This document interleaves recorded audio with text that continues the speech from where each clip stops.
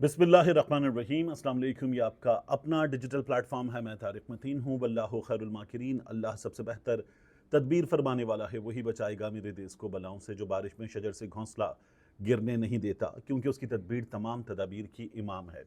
एक कर्नल इमरान खान साहब ने कहा है कि एक कर्नल अडियाला जेल में वन विंडो ऑपरेशन के तहत सब कुछ चला रहा है। और इमरान खान साहब ने जो उनको हुकूक के मामले हैं, जो उनकी जमात के हुकूक के मामले हैं, जो उनके कारकुनान के हुकूक के मामले हैं, सुप्रीम कोर्ट में चीफ जस्टिस मिस्टर जस्टिस काजी फाइज ईसा को मुखातिब करते हुए इस बारे में क्या बताया, तमाम तर तफसीलात मैं अभी आपके सामने रखूंगा।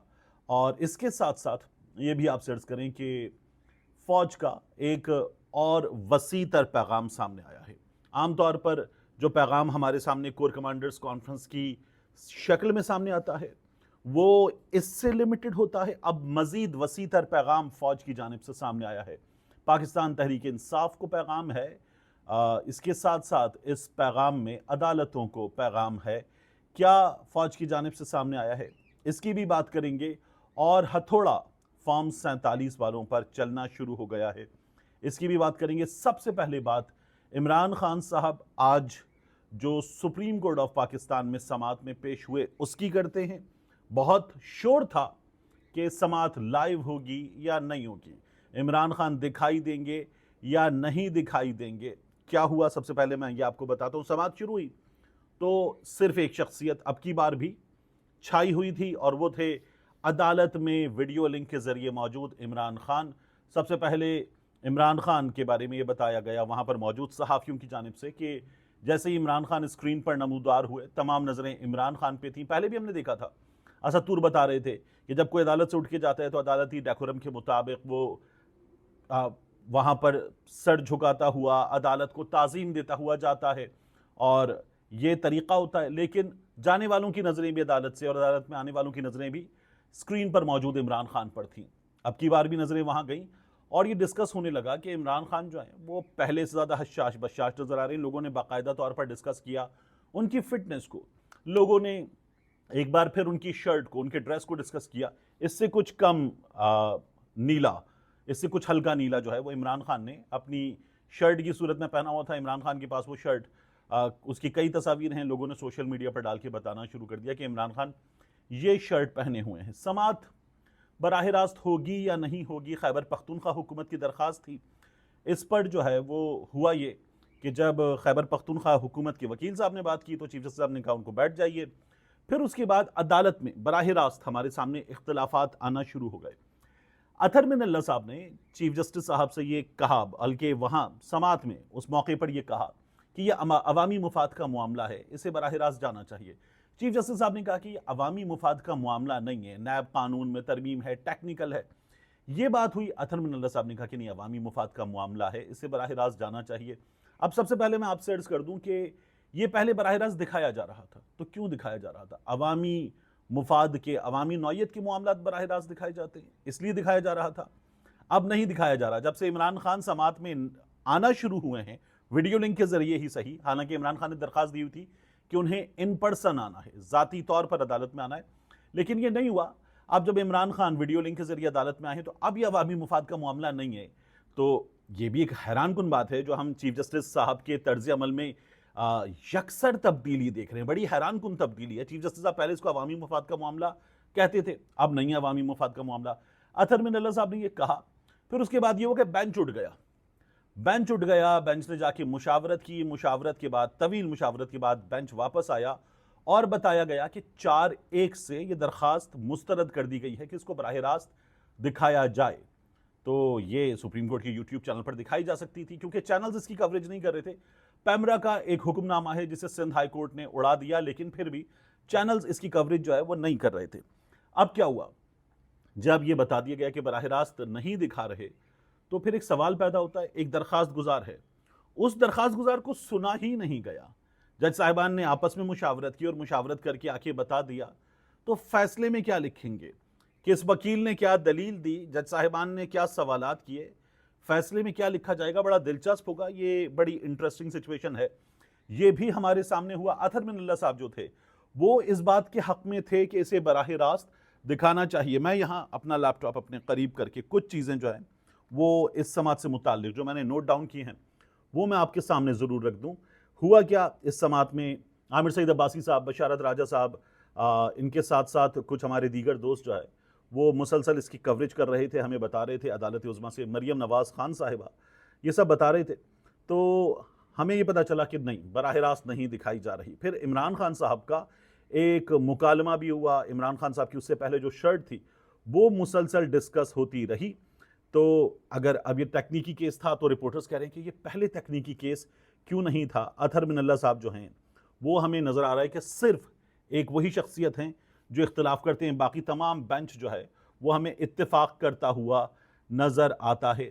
ये इस मामले में हमारे सामने चीज़ थी, आ गई। अब आप देखिए कि इस समात के मौके पर मज़ीद क्या हुआ है। इमरान खान साहब का जो इंटरेक्शन हुआ, उस इंटरेक्शन में इमरान खान साहब ने जज साहिबान से क्या कहा।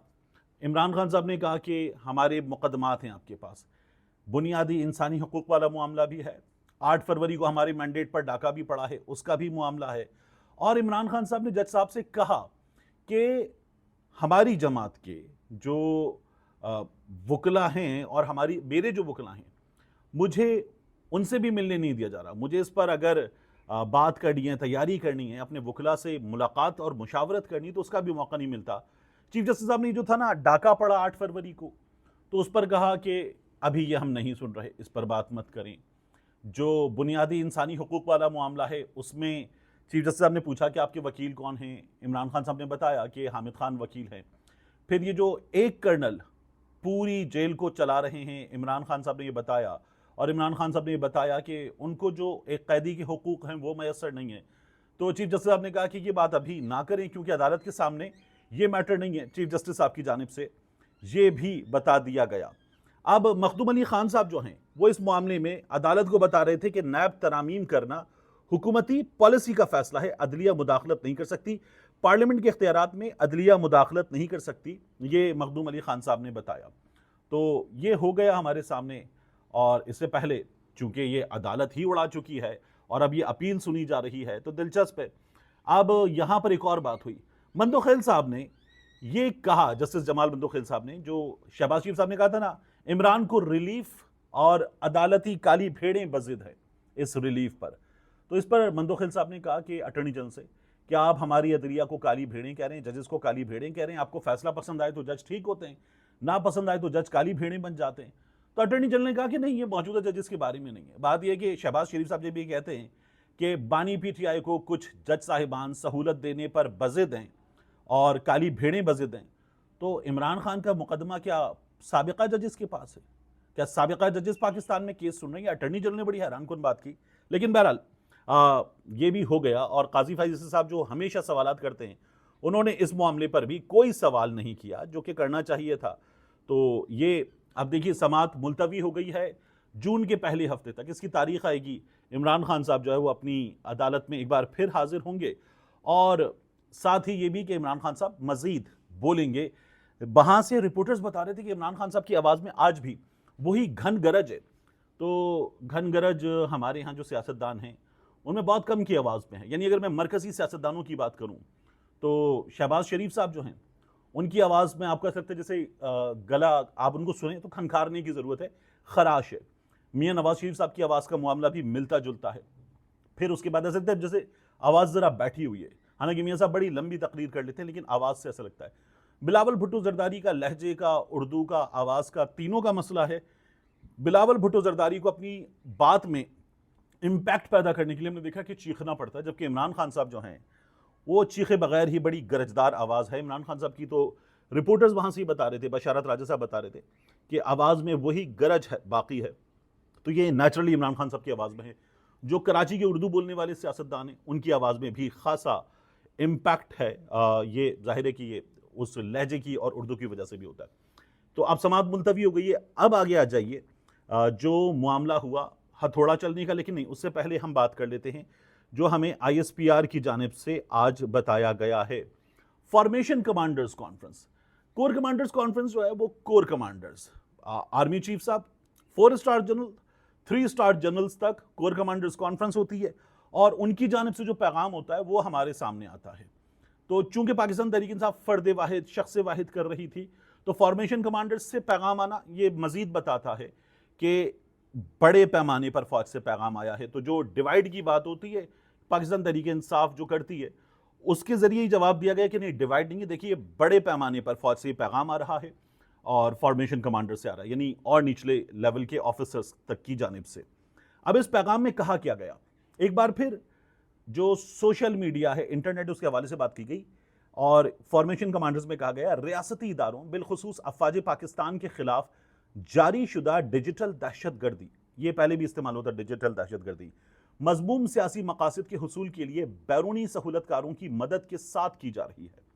अब ये बैरूनी सहूलतकार जो हैं, ये इसमें अभी इनके बारे में नहीं लिखा, जाहिर है कि फ़ौज जो है वो इनके नाम देगी और बताएगी कि फ़ौज की तफ्तीश तहकीक के मुताबिक ये कौन है। फिर आगे बताया गया कि इसका मकसद, इस डिजिटल दहशतगर्दी का मकसद झूठ और प्रोपेगेंडा के जरिए पाकिस्तानी कौम में मायूसी पैदा करना और कौमी इदारों बिलखुसूस अफवाज पाकिस्तान और अवाम के दरमियान खलीज डालना है। ये फॉर्मेशन कमांडर्स फोरम ने बात की। पाकिस्तानी कौम झूठ और प्रोपेगेंडा करने वालों के मजमूम और मकरूह अज़ाइम से पूरी तरह बाखबर है और इन नापाक कुव्वतों के मजमूम इरादों को मुकम्मल और यकीनी शिकस्त दी जाएगी इंशाअल्लाह। शुरा कॉन्फ्रेंस, ये DGISPR साहब की जानिब से बताया जा रहा है।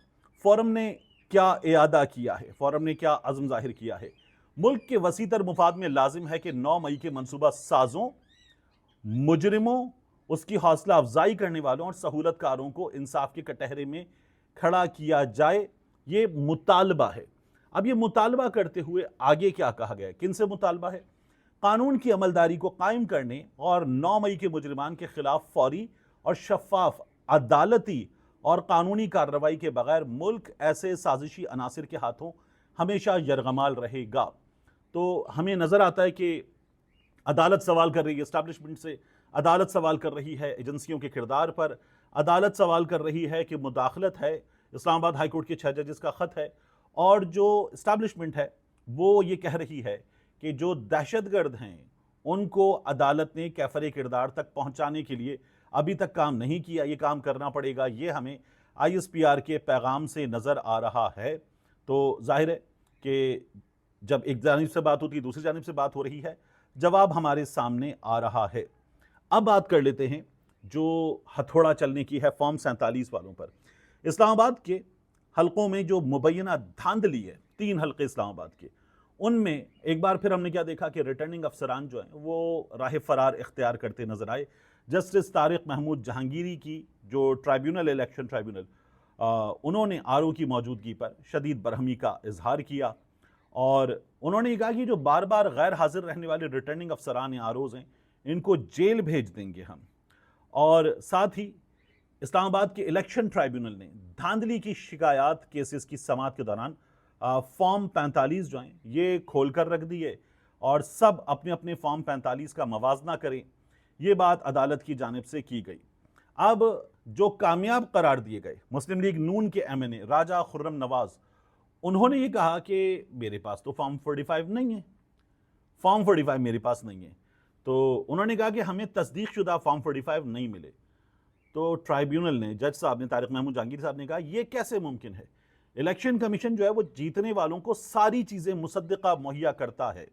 ये उन्होंने सवाल उठाया और फिर उसके बाद जो है इस्लामाबाद के इलेक्शन ट्राइब्यूनल ने ताखीरी हरबों पर नून लीग के MNA राजा खुर्रम नवाज को 15,000 रुपये जुर्माना आयद कर दिया। अदालत ने पहले ही कहा था जुर्माने भी होंगे, हलफ भी देंगे आप, फिर उसके बाद हम सबूत भी देखेंगे और जब आप कुरान पे हलफ दे देंगे तो फिर उसके बाद जो कुछ होगा उसमें हम ना सिर्फ ये कि नताइज देंगे बल्कि हम जुर्माना करेंगे, भारी माली जुर्माना।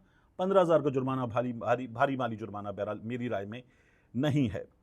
अब हुआ क्या, PTI के उम्मीदवार अली बुखारी एडवोकेट और आज़ाद उम्मीदवार मुस्तफ़ा नवाज खोखर, इन्होंने अपने अपने फॉर्म 45 पेश किए। यहां आया मजा, जब फॉर्म 45 अपने अपने पेश किए तो इनके फॉर्म 45 मैच कर रहे थे। कामयाब होने वाले राजा खुर्रम नवाज ने अपने फॉर्म 45 पेश करने के लिए अदालत से कहा मुझे मजीद वक्त चाहिए। अदालत ने यह कहा कि हम ये MNAs इस्लामाबाद वाले अगर ये अपने सबूत नहीं देंगे तो इनकी रुकनीत हम मुअत्तल कर देंगे, ये अदालत ने बता दिया। और आखिरी मौका दे रहा हूं।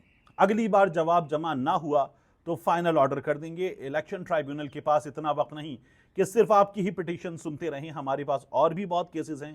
तारिक महमूद जहांगीरी साहब ने यह कहा और यह बताया कि आप लोग ताखीरी हरबे इस्तेमाल कर रहे हैं। अब यह सूरत हाल है इस्लामाबाद की। दारुल हुकूमत की तीनों सीटें पाकिस्तान तहरीक इंसाफ के हिमायती याफ्ता उम्मीदवार जीते। आमिर मसूद मुगल जीते, शुएब शाहीन जीते, अली बुखारी जीते। ये इस्लामाबाद के तमाम रिपोर्टर्स जिन्होंने फॉर्म 45 बाकियों की भी देख लिए, वो गवाही देकर बता रहे हैं। लेकिन बहरहाल हमें नजर क्या आ रहा है कि मुस्लिम लीग नून को फॉर्म 47 पर जितवा दिया गया था। इस्लामाबाद के हल्के उड़ गए तो फिर क्या होगा? फिर इस पूरे इलेक्शन पर शुभा पैदा हो जाएगा कि ये पूरा इलेक्शन रिग्ड है। फैसल वाउडा ने खबर दे दी है कि नहीं, 3, 4, 5 हलकों के फैसले होंगे, उसके बाद लोगों की वीडियोज आ जाएंगी। मिलते हैं इंशाल्लाह आपसे अगली वीडियो में।